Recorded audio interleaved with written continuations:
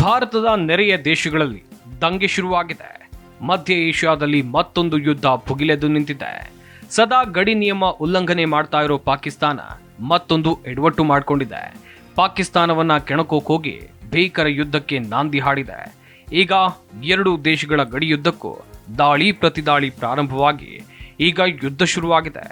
ಅಫ್ಘಾನಿಕ್ Islamic Emirates ಪಡೆಗಳು ವಿವಾದಿತ Durand ರೇಖೆಯ ಉದ್ದಕ್ಕೂ ಪಾಕಿಸ್ತಾನಿ ಭದ್ರತಾ ಪಡೆಗಳ ವಿರುದ್ಧ ದಾಳಿಯನ್ನ ನಡೆಸಿವೆ ಅಂತ ತಾಲಿಬಾನ್ ಸರ್ಕಾರದ ವಕ್ತಾರ ಜಬಿಯುಲ್ಲಾ ಮುಜಾಹಿದ್ ಹೇಳಿದ್ದಾರೆ.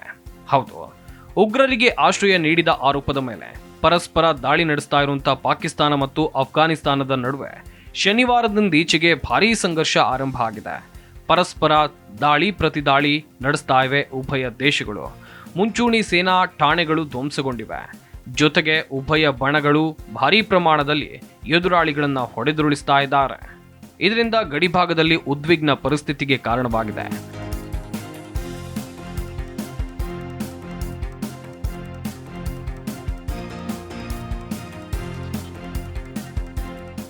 ಅಫ್ಘಾನ್ ವಿದೇಶಾಂಗ ಸಚಿವ ಮುತ್ತಕ್ಕಿ ಭಾರತಕ್ಕೆ ಭೇಟಿ ನೀಡಿದ ಹೊತ್ತಲ್ಲೇ ಗುರುವಾರ ತಡರಾತ್ರಿ ಅಫ್ಘಾನಿಸ್ತಾನದ ರಾಜಧಾನಿ ಕಾಬೂಲ್ ಸೇರಿದಂತೆ ಹಲವು ನಗರದ ಮೇಲೆ ಪಾಕಿಸ್ತಾನ ವಾಯುದಾಳಿಯನ್ನು ನಡೆಸಿತ್ತು.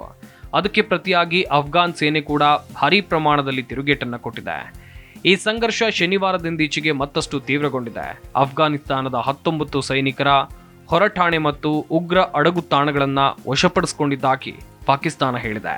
ಅಲ್ಲದೆ 200ಕ್ಕೂ ಹೆಚ್ಚು ತಾಲಿಬಾನ್ ಹೋರಾಟಗಾರರು ಮತ್ತು ಅವರ ಬೆಂಬಲಿತ ಉಗ್ರರನ್ನ ಹತ್ಯೆ ಮಾಡಿದ್ದಾಗಿ ಹೇಳಿದೆ.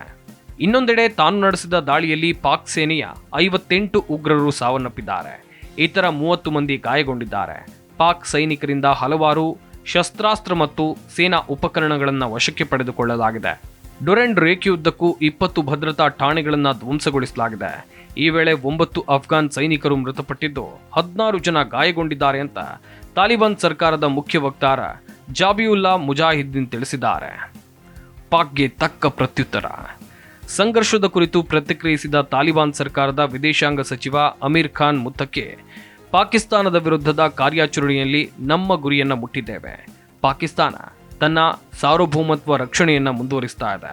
ಶಾಂತಿಯ ಮೂಲಕ ಸಮಸ್ಯೆಯನ್ನ ಪರಿಹಾರಕ್ಕೆ ಪ್ರಯತ್ನಿಸ್ತಾ ಇದೆ. ಅದಕ್ಕೆ ಯಾರಾದರೂ ಒಪ್ಪದೇ ಇದ್ರೆ ತನ್ನ ಗಡಿಯನ್ನ ರಕ್ಷಣೆ ಮಾಡಿಕೊಳ್ಳುವ ಸಾಮರ್ಥ್ಯ ಅಫ್ಘಾನಿಸ್ತಾನಕ್ಕಿದೆ ಅಂತ ಪಾಕ್ ಎಚ್ಚರಿಕೆಯನ್ನು ಕೊಟ್ಟಿದೆ.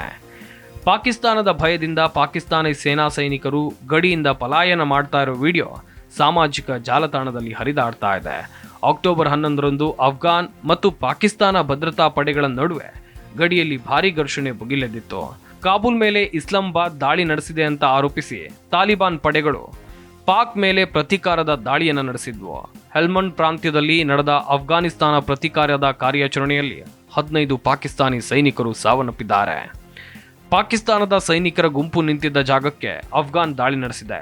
ಆ ದಾಳಿಯ ಹೊಡೆತಕ್ಕೆ ಪಾಕಿಸ್ತಾನಿ ಸೈನಿಕರು ಛಿದ್ರವಾಗಿ ಅವರ ದೇಹಗಳು ಆಕಾಶದೆತ್ತರಕ್ಕೆ ಹಾರಿ ಬಿದ್ದಿವೆ.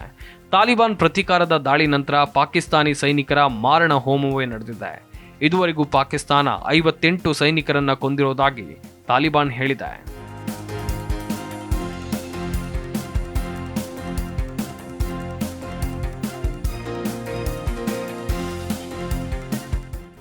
ರಾಜಧಾನಿ ಕಾಬೂಲ್ ಸೇರಿದಂತೆ ಅಫ್ಘಾನ್ ಪ್ರದೇಶದಲ್ಲಿ ತಾಲಿಬಾನ್ ಪಡೆಗಳು ಪಾಕಿಸ್ತಾನಿ ವಾಯುದಾಳಿಗೆ ಪ್ರತೀಕಾರ ತೀರಿಸಿಕೊಂಡಿವೆ. ಬ್ರಹ್ಮಪುರ ಜಿಲ್ಲೆಯ ಡ್ಯುರಾಂಡ್ ಲೈನ್ ಬಳಿ ಅಫ್ಘಾನ್ ಪಡೆಗಳು ರಾತ್ರಿ ನಡೆಸಿದ ಪ್ರತೀಕಾರದ ಕಾರ್ಯಾಚರಣೆಯಲ್ಲಿ 15 ಪಾಕಿಸ್ತಾನಿ ಸೈನಿಕರು ಸಾವನ್ನಪ್ಪಿದ್ದಾರೆ.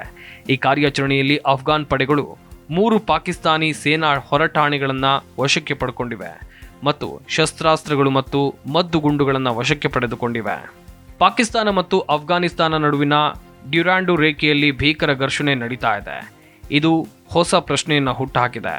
ಇದನ್ನ ಸೌದಿ ಅರೇಬಿಯಾ ಮೇಲಿನ ದಾಳಿಯಂತ ಪರಿಗಣಿಸಲಾಗುತ್ತೆ ಎಂಬ ಅನುಮಾನ ಹುಟ್ಟಿವೆ. ಸೆಪ್ಟೆಂಬರ್ನಲ್ಲಿ ಸೌದಿ ಅರೇಬಿಯಾ ಮತ್ತು ಪಾಕಿಸ್ತಾನ ನಡುವೆ ಪ್ರಮುಖ ರಕ್ಷಣಾ ಒಪ್ಪಂದಕ್ಕೆ ಸಹಿ ಹಾಕಲಾಯಿತು. ಈ ಒಪ್ಪಂದದಲ್ಲಿ 2 ದೇಶಗಳ ಮೇಲಿನ ದಾಳಿಯನ್ನ ಇನ್ನೊಂದು ದೇಶದ ಮೇಲಿನ ದಾಳಿಯಂತ ಪರಿಗಣಿಸಲಾಗುತ್ತೆ. 2 ದೇಶಗಳು ಇದನ್ನ ಪರಸ್ಪರ ವಿರುದ್ಧದ ಯಾವುದೇ ಆಕ್ರಮಣದ ವಿರುದ್ಧದ ಜಂಟಿ ಭದ್ರತೆಯ ಖಾತರಿ ಅಂತ ಬಣ್ಣಿಸಿದ್ವು. ಅಫ್ಘಾನ್ ತಾಲಿಬಾನ್ ಪಾಕಿಸ್ತಾನಿ ಪೋಸ್ಟರ್ಗಳ ಮೇಲೆ ದಾಳಿಯನ್ನ ಮಾಡಿತ್ತು. ಇದಕ್ಕೆ ಪ್ರತಿಯಾಗಿ ಪ್ರತಿಕ್ರಿಯಿಸಿದ ಪಾಕಿಸ್ತಾನ ಫಿರಂಗಿ ಟ್ಯಾಂಕರ್ಗಳು ಮತ್ತು ವಾಯು ದಾಳಿಯೊಂದಿಗೆ ಹಲವಾರು ಅಫ್ಘಾನ್ ಪೋಸ್ಟರ್ಗಳನ್ನು ನಾಶಪಡಿಸಿತು. ಭಾರಿ ಗುಂಡಿನ ದಾಳಿ ನಡೆದವು. ಡಜನ್ ಗಟ್ಟಲೆ ಸೈನಿಕರು ಸಾವನ್ನಪ್ಪಿದ್ದಾರೆ. ತಾಲಿಬಾನ್ ಸದ್ಯಕ್ಕೆ ಕದನ ವಿರಾಮ ಘೋಷಣೆ ಮಾಡಿದೆ. ಆದಾಗ್ಯೂ ಈ ಘರ್ಷಣೆ ಈಗ ಸೌದಿ ಪಾಕಿಸ್ತಾನದ ಒಪ್ಪಂದವನ್ನು ಪರೀಕ್ಷೆ ಮಾಡ್ತಾ ಇದೆ. ಒಪ್ಪಂದದ ಪ್ರಕಾರ ಪಾಕಿಸ್ತಾನ ಮೇಲಿನ ಯಾವುದೇ ದಾಳಿಯನ್ನ ಸೌದಿ ಅರೇಬಿಯಾದ ಮೇಲಿನ ದಾಳಿ ಅಂತ ಪರಿಗಣಿಸಲಾಗುತ್ತೆ.